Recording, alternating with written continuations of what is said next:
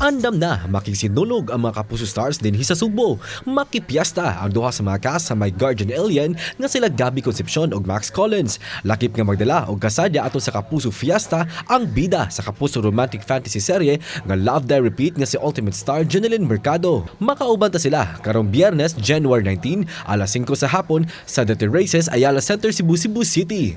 Busa, kita-kits mga Kapuso! Angas natin ha.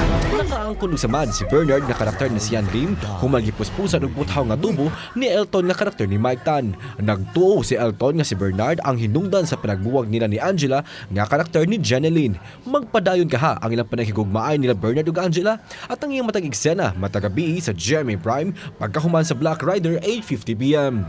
Sabi ko naman sa'yo makalabas tayo, di ba?